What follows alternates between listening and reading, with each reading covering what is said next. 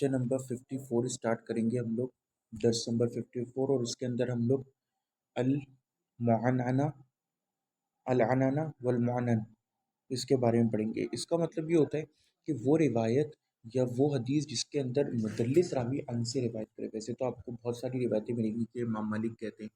کہ حدثنا یا سمیت نافع عن ابن عمر۔ اب وہ ان سے مراد یہ نہیں کہ نافع بھی جو ہیں وہ مدلس ہیں، چند مشہور مدلس روات ہیں جو کہ جب ان سے تدلیس کریں یا ان سے روایت کریں تو اٹ از کاؤنٹڈ ایز انانا۔ اس کو عربی میں انانا کہتے ہیں، یعنی جو متقدمین نے اصطلاح بنائی ہے، بڑی پیاری اصطلاح بنائی ہے، اس کو کہتے ہیں کوائنیج آف ورڈز، ورڈز کوائن کرنا۔ ہونا کا مصطلح یتعلق، یعنی کہ یہ اس کے اوپر معلق ہے، دلالت کرتی ہے بھی مسئلۃ التدلیس وہو مصطلح المعنن، یعنی کہ یہ وہ مصطلح ہے معینن جو کہ تدلیس کے اوپر دلالت کرتی ہے، اس کا تعلق جو ہے وہ تدلیس کے مسئلے سے تعلق، ٹھیک ہے۔ المعنن ہوا الحدیث الذی تکون صیغۃ تحمل الروایہ فی عنن، یہ وہ حدیث ہوتی ہے جس کے اندر صیغہ تحمل، تحمل کہتے ہیں تو کیری آن، یعنی کہ ایک راوی سے دوسرے راوی تک جڑنے کا جو، تو میں یہ کہہ رہا تھا کہ صیغہ تحمل جو ہے نا، یعنی کہ کیری آن، کہ ایک راوی سے دوسرے راوی کا کنیکشن جو صیغہ دکھائے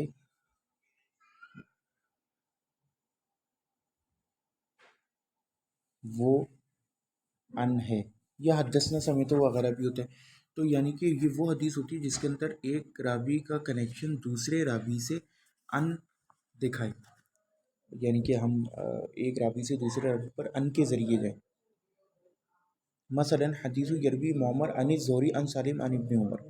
کہ انہوں نے ایک مشہور سند بھی ذکر کی ہے، اور اس کے اندر وہی ہے کہ عن زہری ہے پھر عن سالم ہے۔ فائدہ کثیر ما یاتی التصریح بالسماع من الراوی المدلس عمن روا عن ویکون التصریح بالسماع خطا من الرواة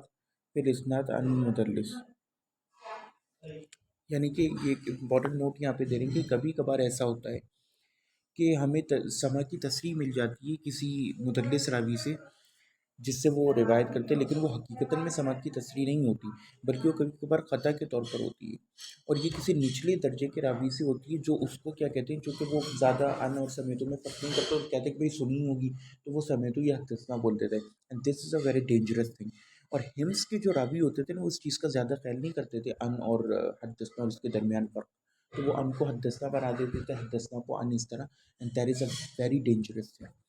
تو اب یہ اس سے آپ اندازہ لگائیے کہ کتنا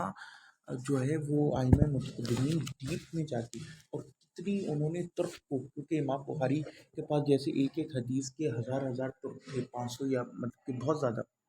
3 لاکھ 5 لاکھ احادیث تھی نا جس سے انہوں نے بخاری کو اخذ کی ہے، صحیح بخاری کو، الجامع صحیح، تو اس میں سے اوبیسلی وہ ترک تھے بہت سارے۔ تو اب آپ یہ سوچیے کہ کتنے سارے طریق ہوں گے جن کی انہوں نے جانچ پڑتال کر کے، اور کتنے سارے ان کے اسٹوڈنٹس اور ہم اثر اور زملاء کو جانچ پڑتال کر کے وہ اس نتیجے پر پہنچے ہوں گے کہ بھئی یہاں پر یہ تدلیسی اور سماع کی تصریح نہیں ہے، اور اگر کسی نے اس کو سماع کی تصریح بنا دیا تو یہ اصلاً سماع کی تصریح نہیں ہے، بلکہ this is due to some problem in the راوی۔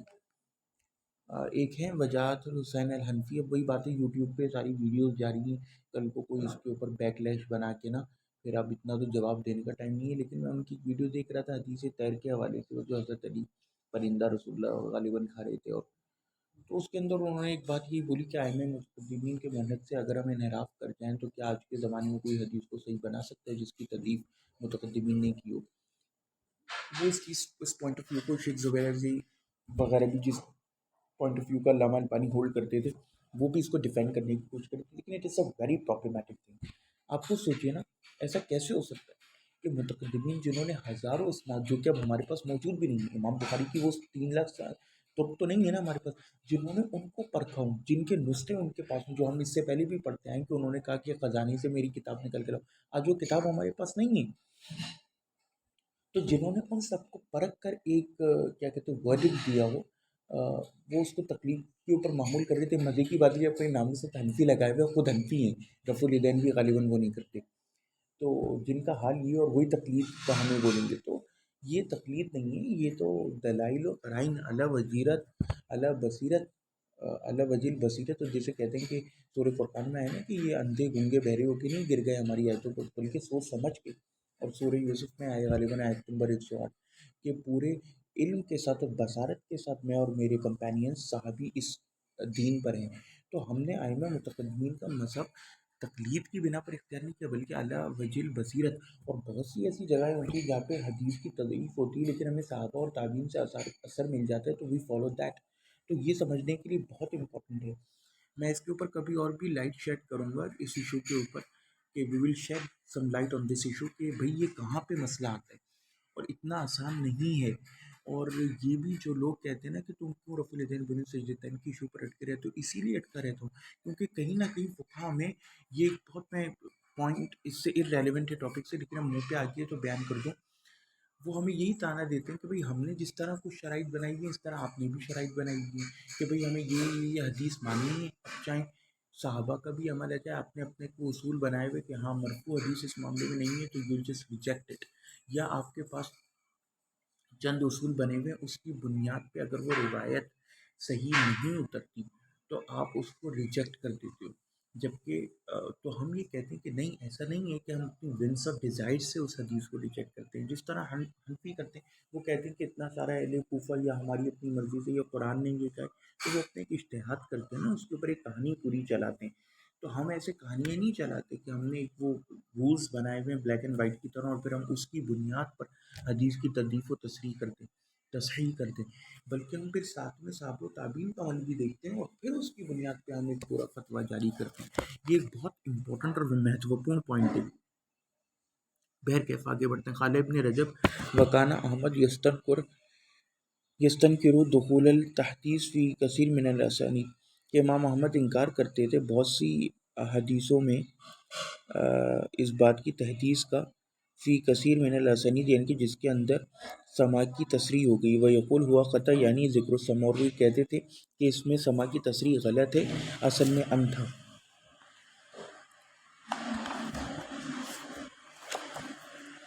قال فی روایتی خطبہ عن قتادہ حدثنا خالد الجہنی وهو قطع قلاد قدیم مارا قتادہ قلادن. امام احمد بن حنبل کے سامنے ایک دفعہ یہ سند پڑھی گئی خطبہ عن قتادہ والی تو انہوں نے کہا کہ یہ قطع ہے. خلاد جو ہے اس نے تو وہ تو قدیم ہے اور قتادہ نے کبھی بھی خلاد کو نہیں دیکھا تو پھر یہاں پہ اس نے کیسے حدثنا کہہ دیا. یعنی خلاد تو بہت پرانا ہے قتادہ سے تو یعنی کہ یہ اصلاً قتادہ ان خلاد تھا. وذکروا لاحمد قول من قال اور اسی طرح امام احمد بن حنبل کے لیے ایک قول نقل کیا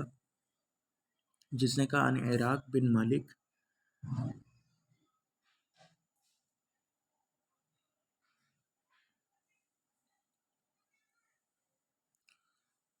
بن مالک کہتے ہیں سمیت عائشہ وقال ھذا قطع تو کہتے ہیں امام احمد کی یہ قطع ہے. وانکر اور انہوں نے اس کا انکار کیا. وقال اور انہوں نے کہا کہ عراق من این سمع عائشہ کہ عراق نے یہ غلط لکھا ہے یہ میم کے نیچے زیر کیونکہ باب سمیہ سے تو کہ بھئی عراق نے کیسے عائشہ سے سن لیا. انما یروی عن عروہ وہ تو بھئی روایت کرتا ہے عروہ سے اور پھر عائشہ سے. تو یعنی کہ یہاں پہ بیچ میں صرف مان ان نہیں بلکہ یعنی کہ ایک تو اننا والا بھی ایشو ہے کہ اس نے کہہ دیا کہ سمے تو ساتھ میں تدلیس بھی ہے یعنی کہ اس نے بڑی اعلیٰ درجے کی تدلیس کی کہ اس نے نا نام کیا چھپایا ان بھی بولنے کی وجہ اس سے آگے سمے تو بول دیا لیکن یہ خطا ہے. ضروری نہیں کہ اس کی نیت ہے. جی پھر امام دوری کہتے ہیں کہ سمے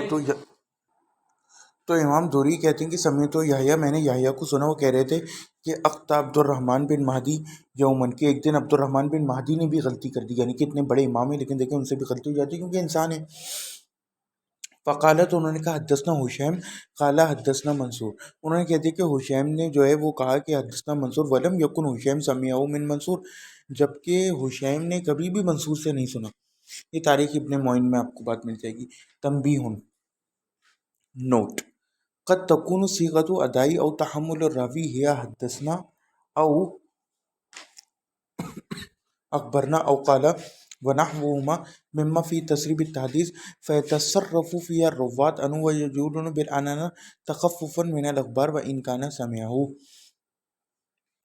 کبھی کبھار یہ بھی ہوتا ہے کہ راوی نے واقعتاً سنا ہوتا ہے لیکن وہ یہ جو صیغہ ادائے تحمل ہوتے ہیں یعنی کہ ایک روایت کو دوسرے سے حمل کرنا کیری کرنا لینے کی جس سے پکا پتہ چلتا ہے کہ یہ اس نے اس سے لی ہے فزیکلی حدثنا اخبرنا سمعت وغیرہ اس کو کبھی کبھار جان بوجھ کے بھی راوی حذف کر دیتے تاکہ سند شارٹ ہو جائے یا لکھنے میں کیونکہ حدثنا لکھنا لمبا ہے اس کے وجہ ان صرف 2 حروف پر مشتمل ہے اور بولنے میں بھی آسانی رہتی ہے اسپیشلی اگر آپ ایک بڑی مجلس میں بیٹھ کے بہت ساری احادیث اور اس کی اسناد بیان کر رہے ہیں. اب سند تو ویسی بورنگ کام ہوتا ہے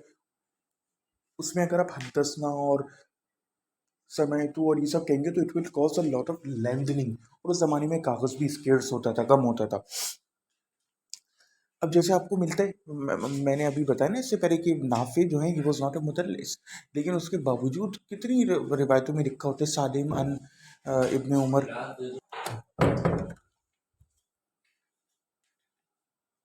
جی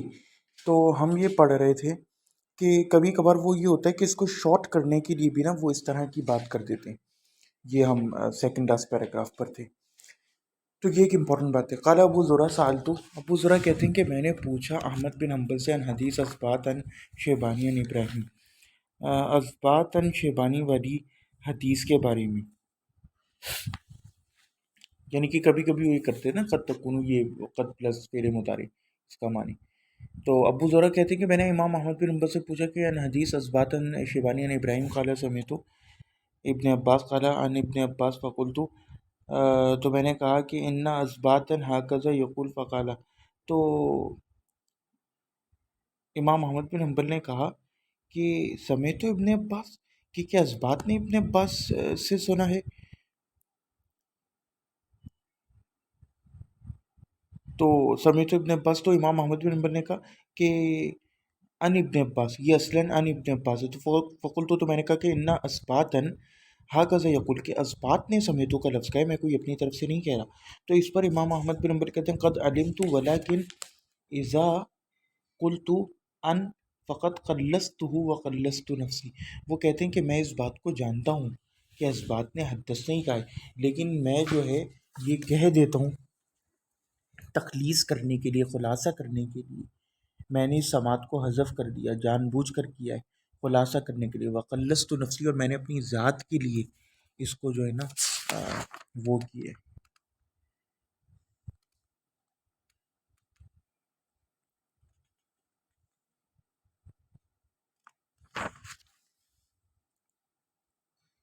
یعنی آپ یہ دیکھیے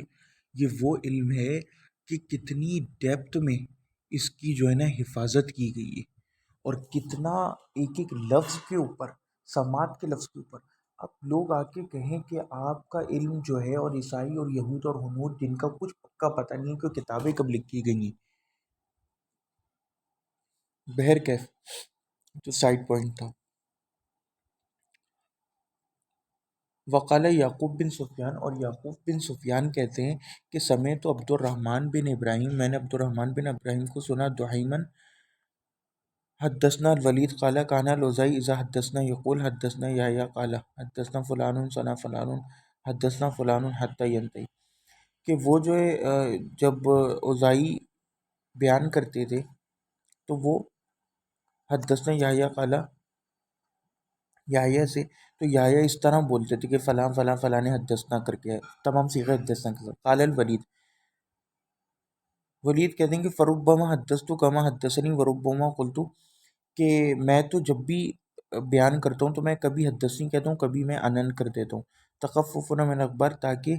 یعنی کہ اوزائی کی طرح کبھی تو میں بیان کرتا ہوں حدثنا کے الفاظ جو انہوں نے مجھ سے ایگزیکٹلی بیان کیے ہوتے ہیں اور کبھی کبھار میں معنن بیان کر دیتا ہوں خلاصتاً تخففا من الاخبار اخبار کو شارٹ کرنے کے لیے احادیث کو. وقال ابن ابی حاتم کہتے ہیں وہ سمیت ابی روا عن ہشام بن خالد الازرق قال حدثنا بقیۃ بن ولید قال حدثنا ابن جریج عن انس ابن عباس قال قال رسول صلی اللہ علیہ وسلم من اصیب بمصیبت من سقم او ذہاب مال، کہ جو کوئی مصیبت میں مبتلا ہو، کوئی بیماری کی، سقم کی یا مال چلے جانے کی، فاحتسب، اور وہ صبر کرے، ولم یشکو الی الناس، اور وہ لوگوں کی طرف اس کی شکایت نہ کرے، کانا حقا علی اللہ ان یغفر لہ، تو اللہ پر یہ حق ہے کہ وہ اس کو بخش دے۔ یہ حدیث موضوع ہے، ان کے والد نے کہا، ابو حاتم نے، کہ ھذا حدیث موضوع لا اصل لہ، اس کی کوئی اصل نہیں ہے، وکان بقیۃ یدلس، کیونکہ بقیہ تو تدلیس کرتے، فظنوا ہؤلاء انہ یقول فی کل حدیث حدثنا ولا یفتقدون القبر منہ، وہ یہ کہتے ہیں کہ وہ،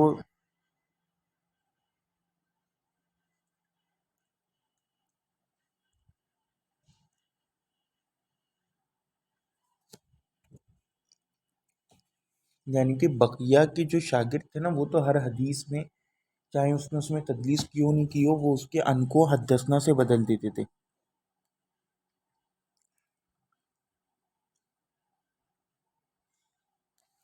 یعنی اس کے شاگرد جو ہیں وہ یہ گمان کرتے تھے کہ بقیہ نے جو ہے چاہے تدلیس کی بھی ہو، وہ سمجھتے تھے کہ بھئی اس نے ہر حدیث میں حدثنا کا ہے، جب اور وہ اس کی خبر نہیں کرتے تھے، یعنی وہ چھان پٹک نہیں کرتے تھے،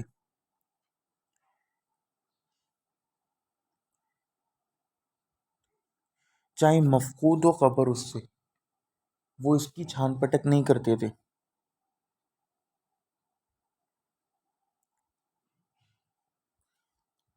تو لہٰذا یہ حدیث جو ہے نا، اس میں بقیہ نے کہہ دیا کہ حدثنا ابن جریج، یہ وہ غلط ہے، لہٰذا یہ حدیث باطل موضوع ہے۔ قلت، میں کہتا ہوں، یعنی رحمہ اللہ، ما وجدہ فی هذه الاحادیث من تصریب السما فلیس من بقیہ، کہ میں نے کوئی بھی احادیث نہیں پائیں